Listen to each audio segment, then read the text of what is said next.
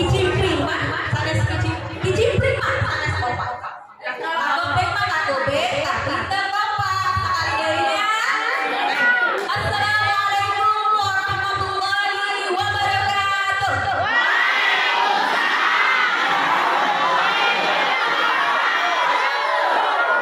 Nahmaduhu wa nasta'inuhu wa nu'minu wa natawakkal 'alaihi. Hamdan wa syukran lillah, salatan wa salaman 'ala rasulillah, amma ba'd. Alhamdulillahi rabbil alamin. Puji syukur kehadirat Allah Subhanahu wa taala, Sang Pencipta alam semesta, pemberi karunia, anugerah dan segala nikmat kepada kita, yang alhamdulillah di kesempatan pagi menuju siang ini kita semua dalam keadaan sehat walafiat. Amin ya Allah ya Rabbal. Salawat kepada Nabi Muhammad sallallahu alaihi wasallam, kepada keluarganya, sahabatnya, dan juga para tabi'in-tabi'innya hingga ajaran yang benar sampai kepada kita selaku umatnya. Amin ya Rabbal. Oke, saya yang indah pada hari Kamis 19 Oktober 2022 luar biasa mengusung tema tentang memupuk cinta kepada Rasulullah, menjemput cinta ilahi.